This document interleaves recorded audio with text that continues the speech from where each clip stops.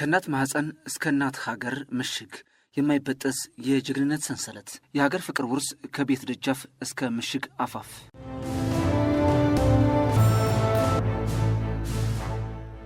ኢትዮጵያዊነት በደም የሚወረስ የዘር ሐረግ ብቻም ሳይሆን በጽኑ ቃል ኪዳን የሚጸና ከትውልድ ወደ ትውልድ የሚሸጋገር የማይበጠስ ረቂቅ ሰንሰለት ነው። ይህ ሰንሰለት ደግሞ ይበልጥ ደምቆና ሸብርቆ ጎልቶ የሚታየው በውትድርናው ዓለም በሚከፈል ከፍ ያለ መስዋዕትነት ነው። በኢትዮጵያ ምድር ውትድርና ተራ የሙያ ስምርት ብቻም ሳይሆን የቤተሰብ ክብርና የሀገር ሕልውና የሚጋጠሙበትም ነው።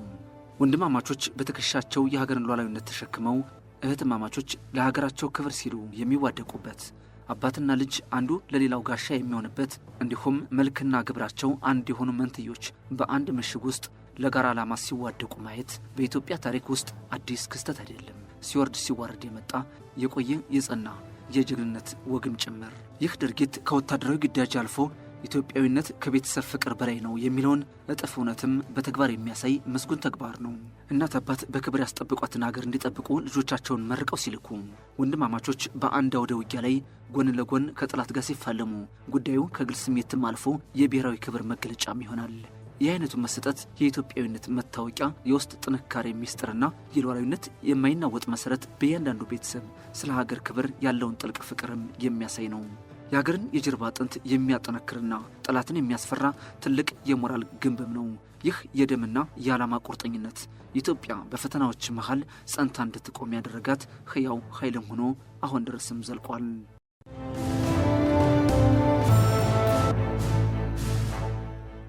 የንጋት ጮራ የተራራውን ጫፍ ስትነካ የባሩድ ሽታ የተቀላቀለበት ቀዝቃዛ ነፋስ የምሽጉን ጠርዝ ሲገፋ በዛች ቅጽበት ኢትዮጵያዊ ወንድማማቾችና ኢትዮጵያዊ እህትማማቾች አይናቸው የኢትዮጵያን ድንበር በንቃት ይቃኛሉ። በዝምታቸው ውስጥ ሺህ ቃላቶች አሉ። አንዱ ለሌላኛው የሚሰጠው ከለላ በልጅነታቸው አፈር ፈጭተው እንዳደጉት ሁሉም በመተሳሰብ የጠነከረ በሀገር ቃል ኪዳን የታተመ ነው። ይህ ትዕይንት የግጥም ያህል ቢመስልም በኢትዮጵያ የጦር ግንባሮች ላይ ለዘመናት ሲተወን የኖረ እውነታ ነው። ይህ የሀገር ፍቅር የመወራረስ ሰንሰለት ከአያት ወደ አባት፣ ከአባት ወደ ልጅ፣ ከእናት ወደ ልጅ፣ ከታላቅ ወደ ታናሽ እንደ ውድ ቅርስ የሚተላለፍ በደም ስር የሚፈስ ያደራ ውልም ነው። ወጣት የአፍላነት ዘመንን የምቾትና የተድላ ሕይወትን ያከማቸውን ሀብትና የደከመበትን ንብረት ትቶ ወደ ምሽግ ለመግባት ሲወስን ይህ በሰው ልጅ ታሪክ መጻሕፍት ውስጥ ከሚሰፍሩ ውሳኔዎች ሁሉ ትልቁና ግዙፉ ነው። ይህ ምርጫ ተራ የሙያ ስምርት ሳይሆን ነፍስን ለሀገር ከፍታ ሲሉ በትልቅ መንገድ ላይ ማስቀመጥም ነው። ይህ ሕይወትን በከፍታ የሚያቆም ትልቅ ፈተናም ነው። በጊዜያዊ ጥቅምና ዘላለማዊ ክብር፣ በግል ህልምና በጋራ ህልውና መካከል የሚደረግ ፍልሚያም ነው። ወጣቱ ይህን ውሳኔ ሲያጸና ለራሱ የሳሳላቸውን ሺህ ድንቅ ተስፋዎች ለሀገሩ ሲል ይህን ሁሉ ትቶ ድንበር ላይ ይቆማል። ይህ መገፋትም ሳይሆን ለሀገር ልልና ሲሉ ክብርን መቀዳጀትም ነው። ወታደሩ የእናት አባቱን ናፍቆት፣ የቤተሰቡን ጨዋታና ድምቀት፣ የቤት ውስጥ ምቾቱን በሀገር ፍቅር እሳት ቀልጦ በሚወጣ ጽናት ይተካል። በወላጆች እጅ የሚቀርብ ማዕድ፣ የእናት አባት ምርቃትና የትናናሾቹ ጨዋታ በበረሃው ግርማና በጠበንጃው ብረትም ይቀየራል። ይህ ሽግግር የሥነ ልቦና ትልቅ ተራራ የመናድን ያህል ከባድ ቢሆንም ወታደሩ ግን በፈገግታ ይወጣዋል። ሐሩሩና ቁሩ ተፈራርቆበት እንቅልፍ ካይኑ ርቆ ምሽግ ውሎ ምሽግ እያደረ የሚጠብቃት ሀገር ከራሱ ነፍስ ትበልጥበታለች። ጀግናው ወታደር ዛሬ በሚገጥመው መከራ የነገ የትውልዶችን ሳቅም ይገዛል። ዛሬ በሚያጣው እንቅልፍ የሀገሩን ሰላማዊ አዳር ያረጋግጣል። ይህ መሰጠት ግላዊ ምርጫ ብቻም ሳይሆን በሚሊዮኖች የሚቆጠሩ እናቶች በሰላም እንዲተኙና ሕፃናት ያለ ስጋት ቦርቀው እንዲያድጉ የሚዘረጋ ትልቅ የደህንነት ካባ ነው። አባት የሀገርን ዳር ድንበር ለማስከበር የለበሰውን የደንብ ልብስ ልጁ በኩራት ተረክቦ ሲለብሰው ያደራ ጽዋ ከአንድ ትውልድ ወደሚቀጥለው መተላለፉን ያበስራል። በጦር ሜዳ አባትና ልጅ ጎን ለጎን ተሰልፈው ስናይ የቤተሰብ ፍቅር ከግል ጓዳ አልፎ ለሀገር ጋሻ መሆን ሲችል እንመለከታለን። መንትዮቹ በአንድ ቀን ተወልደው በአንድ አይነት ልብስ ደምቀው ለአንዲት እናት ሀገር ሕይወታቸውን ለመስጠት በአንድ ድምፅ ቃል ሲገቡ ይህ ከስጋ ዝምድና በላይ የሆነ በአንድ እስትንፋስ ለአንድ ሀገር የቆመ የመንፈስ አንድነትና ጽናት ተምሳሌትም ነው። ኢትዮጵያውያን ከሰሜኑም ከደቡብም ከምስራቁም ከምዕራቡም ተሰባስበው ወንድማማቾች ተጋግዘው የጠላትን ጥቃት ሲመክቱ፣ እህትማማቾች ለእናት ሀገራቸው ሲዘምቱ ይህ ሁሉ ኢትዮጵያ በልጆቿ ልብ ውስጥ ምን ያህል ስር የሰደደች መሆኗን የሚያሳይ ሕያው ምስክር ነው።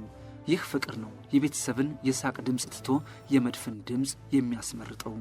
አንድ ሰው በላቡ ያካበተውን የሀብት ክምችት የተመቻቸለትን የኑሮ መሰረት የምቾትና የተድላ ህይወቱን ትቶ ለሀገሩ ህይወቱን ሲሰጥ ለስላሳ ፍራሹን ትቶ ድንጋይ ሲንተራስ የቤተሰቡን ድምቀት ለበራው ሐሩሩና ለደጋቆሩ የልጆቹን ጣፋጭ ሳቅ በጥይት እሩምታ የሚለውጠው ምን አይነት ኃይል ቢገፋ ነው ካልን ደግሞ ታላቁና የገዘፈው የኢትዮጵያዊነት የሀገር ፍቅር ነው። ይህ ውሳኔ በሰው ልጅ ታሪክ ውስጥ ሊወሰኑ ከሚችሉ እጅግ ግዙፍና ከባድ ውሳኔዎች ተርታ ይመደባል። የአፍላ ወጣትነት ዘመንን ህልምና ተስፋን አይተኬ የሆነችውን ህይወት ሳይሰስቱ ለሀገር መስጠት የመጨረሻው የመስዋዕትነት ጥግ ነው። ይህ መሰጠት መታደልም ነው። ህይወትን ትርጉም በሚሰጥ ታላቅ ዓላማ ውስጥ ለሀገር ክብር መዋደቅም ነው። ታዲያ ይህንን የጀግንነት ስብና የውትድርና ስነልቦና አጥኚዎች በብዙ መልኩ ይተነትኑታል። በተለይም ከአንድ ቤተሰብ ለሀገር ሲሉ ወንድማማቾች፣ እህትማማቾች፣ አባትና ልጅ፣ እናትና ልጅ እንዲሁም መንትዮቹ ለሀገር ሲሉ ወደ ውትድርና ሲቀላቀሉ የወታደራዊ የስነልቦና አጥኚዎች የጋራ ማንነትና መስዋዕትነት በሚል ጽንሰ ሀሳብ ይተነትኑታል። እንደ ባለሙያዎቹ ገለጻ የኢትዮጵያን የወታደራዊ ስነልቦና ውቅር ከግለሰባዊ ፍላጎት ይልቅ ለጋራ ህልውና ቅድሚያ በሚሰጡ ሀሳቦች የተዋቀረ ነው ይላሉ።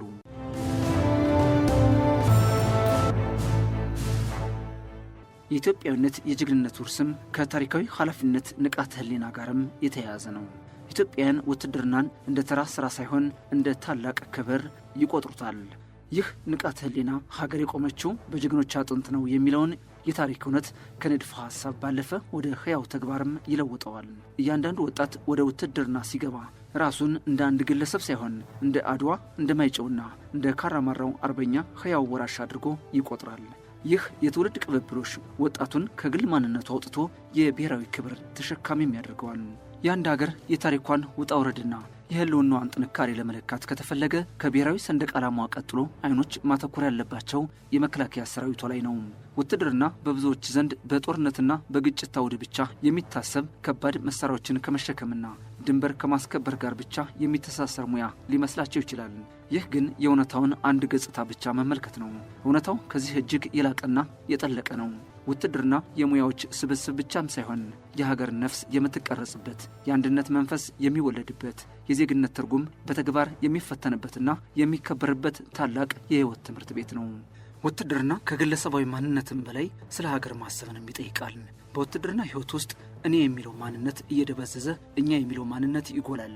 ወታደሩ የግል ህመሙን ፍላጎቱንና ህልሙን ከሀገሩ ህልውና ጋር ያስተሳስራል። ልክ አንድ ወንዝ ማንነቱን አጥቶ ወደ ታላቁ ውቅያኖስ እንደሚቀላቀለው ሁሉ የግለሰቡ ህይወትም የሀገሩ ታላቅ ታሪክ አካል ይሆናል። በዚህም ከግላዊ ህይወቱ በላይ የሆነ ዘላለማዊ ትርጉምም ያገኛል።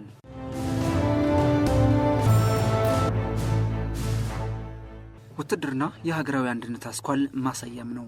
ይህ ጽንሰ ሀሳብ እንደሚገልጸው የወታደሩ ግላዊ ማንነት ከሀገሩ ማንነት ጋር በጥብቅ የተዋሃደና የተቆራኘም ይሆናል።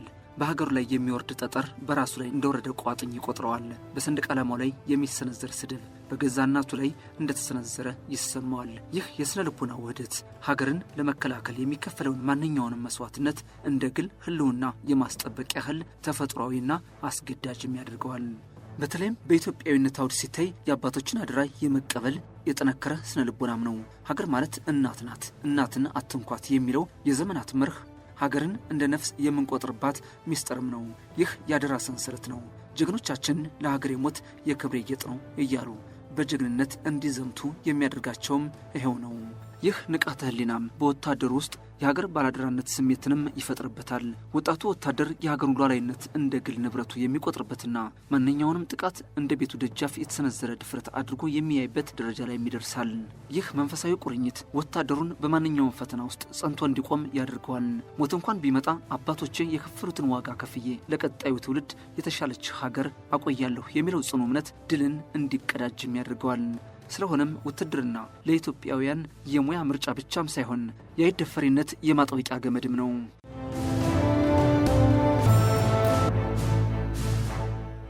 በውትድርና ህይወት ውስጥ የሚፈጠረው ወንድማማችነት ከማንኛውም ምድራዊ ትስስር በላይ የጠነከረ የነፍስ ቁርጠኝነት ነው። የሀገር ፍቅርና ክብር ያንገበገባቸው በርካታ ኢትዮጵያውያን ከአንድ ቤተሰብ ወንድማማቾች፣ እህትማማቾችና መንትዮች ውትድርናን ሲቀላቀሉ ማየትም የተለመደ ነው።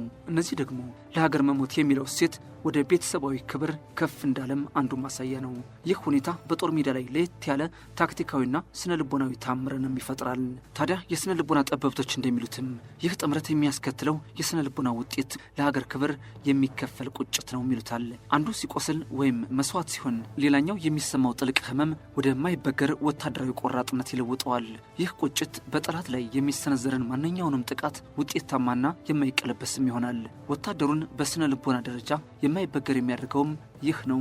ምክንያቱም የሚዋጋው ለራሱ ህልውና ብቻም ሳይሆን በዙሪያው ላሉ ጓዶችና ለሁሉም እናት ለሆነችው ኢትዮጵያ ጭምር ነው። ይህ የግል ስሜትን ሙሉ በሙሉ አጥፍቶ በጋራ የድል ስሜት ይተካል። በዚህ ጊዜ ወታደሩ ከብረት ልቆ የጠነከረ መንፈሳዊ ጉልበትንም ያገኛል።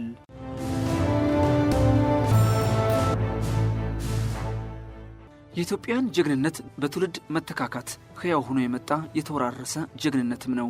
ይህ ምሰሶ የወታደሩን የልብ ትርታ ከፍ የሚያደርግ ታላቅ ኃይል ነው። አንዱ ትውልድ ሲያልፍ ሌላኛው የሀገርን አደራ ለመረከብ ያለው ዝግጁነት በጦር ሜዳ ላይ ለሚገኝ ወታደር የማይበገር የስነ ልቦና ጋሻም ሆኖታል። እኔ ብሰዋ ልጅ ያለ የሚለው ጽኑ እምነት ሞትን ድል የማድረግ ያህል አቅም ይፈጥራል። የሀገር ደህንነት የመጠበቅ ኃላፊነት እንደ ዱላ ቅብብሎሽ እየታየ በመሆኑ እያንዳንዱ ወታደር የራሱን ድርሻ በድል ለመወጣትም ይተጋል። ከዚህም ባሻገር ይህ ተከታታይነት ለሀገር ሰራዊት የማይነጥፍ የሰው ኃይልና የሞራል ምንጭ ነው። በአንድ ቤተሰብ ውስጥ ለሀገር መስዋዕት እንደ ትልቅ ክብር ነው። ያውም ለኢትዮጵያ የሚከፈል መስዋዕትነት ነው። ያ ቤተሰብ ለሀገር የሚሰጠው ስጦታ በአንድ ትውልድ ብቻ አይገደብም። ይህ ሁኔታ በጠቅላላ ማህበረሰብ ውስጥ የሀገር ፍቅር ባህል እንዲሰርጽ ያደርጋል። ወጣቱ ትውልድ የአባቶችንና የእናቶችን ሕያው ተምሳሌትም ያደርጋል። ይህ ስነ ልቦናዊ ሽግግር የሀገር ህልውና በማንኛውም ጊዜና ሁኔታ ውስጥ የማይናወጥ እንዲሆንም ያደርገዋል።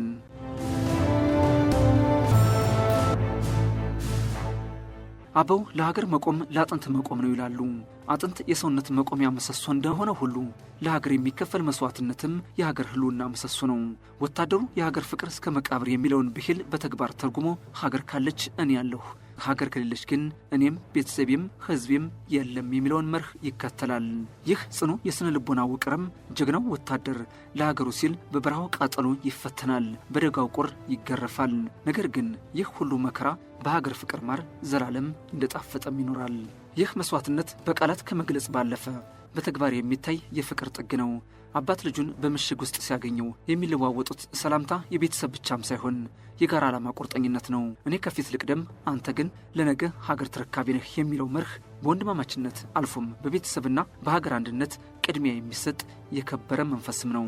ይህ ተግባር በኢትዮጵያ ምድር የአርበኝነት ጥምረት ተብሎ ሊጠራ የሚችል ነው። የሰው ልጅ ሊደርስበት የሚችለው ከፍተኛው የሞራል እርከንም ነው። ወታደሩ የሀገሩን ካርታ በደሙ ሲስል ያ ካርታ ከመሬትነት አልፎ ወደ ሕያው የክብር ልዕልናም ይለወጣል።